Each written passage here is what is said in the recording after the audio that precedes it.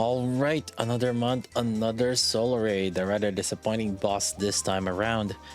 When the anniversary dev interview mentioned they're making past bosses return with new appearance and offer a new excitement for us, I do hope that they didn't mean this boss and not an indicator of future bosses also.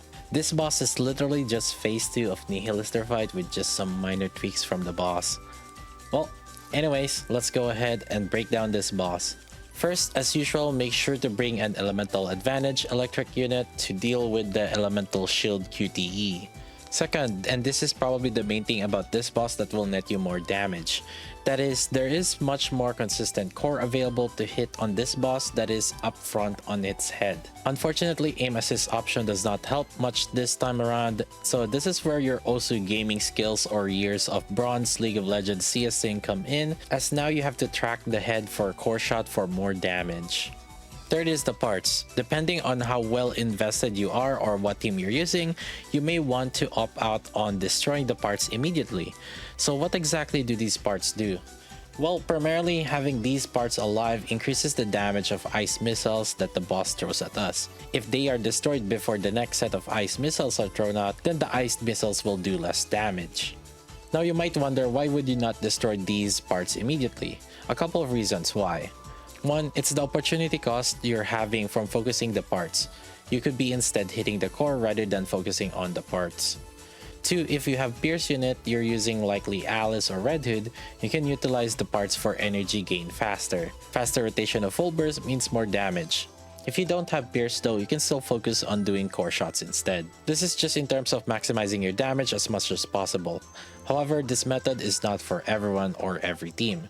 Some may struggle to keep their health up, and the best course of action may be to destroy the parts as fast as possible. Another thing to note for this boss regarding the missiles is if you can't sustain yourself from tanking the missiles, is to deal AoE damage or destroy all of them. Mari's burst for one of the team, Maid Privity or Bunny Soda for shotgun team are example of AoE burst that can help you destroy missiles immediately. Next is intermittently the boss throws some ice balls at you. This is very easy to deal with, but you just have to make sure you're paying attention and destroy them as they're coming at you. Phase change QTE, either be at full burst, use a rocket launcher, shotgun, or machine gun to easily deal with the phase QTE fast. And finally, you have to watch out for the boss targeting the highest attack unit in the team. If you don't pay enough attention, their HP or cover may whittle down without you noticing.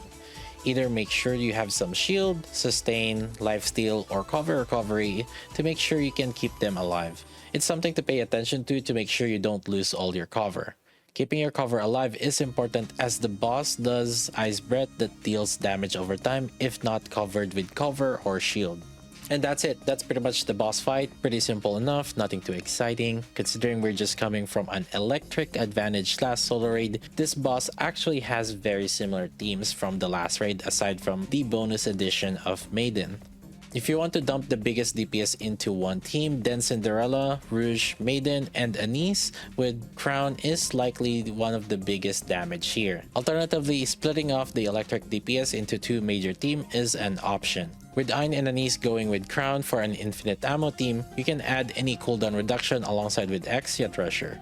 If you don't have any Exia Treasure, you can pretty much substitute any unit, typically another support or buffer to support Ein or Anise. The other team with Cinderella and Rouge and Maiden is with Grave. Red Hood is used as a B1 alongside Cinderella's burst and also as a fast charger for energy gain. If you don't have Rouge, Glitter works just as fine and similarly to any B1 CDR. And if you don't have Grave and you're using Rouge, you can use Blanc. Next up is the shotgun team, and this one's pretty straightforward with either Blanc Noir, Tia Naga, or Leona Bunny Alice, or Summer Rosanna. The team after that is Tia Naga team, and you can pretty much use any DPS here. Same thing goes to Graves team that's not Cinderella based. This will be typically the team that you use when you use a front-loaded damage team with Cinderella, Maiden, Summer Anise in the Crown team. I added some notes here for the different combinations you can do and alternatives. Next is Mara team, and this one is pretty much similar to other teams in terms of DPS availability. But this time I'd add the Fire team to be also viable here, as the Fire team can typically support each other and they also have core bonus damage. And when in doubt, sound good old door team if you got nothing else for the leftover teams. And here's a few more leftover teams as well, with likely units that are picked last with minimal synergy. Naturally, you can use the other top tier units here if you don't have any of the above supports. And yeah, that's about it. As usual, I'll update the sheets again if I find more comps and add more notes in there. Anyways, make sure you guys subscribe if you enjoyed the content. Go ahead and like the video. I do go live to Twitch often at twitch.tv/KaiJLV. And that's about it, and I'll see you guys next time. By the way, did you know that 56% of you still hasn't subscribed yet? Make sure to click that subscribe button, click that bell notification, leave a comment, like, and subscribe.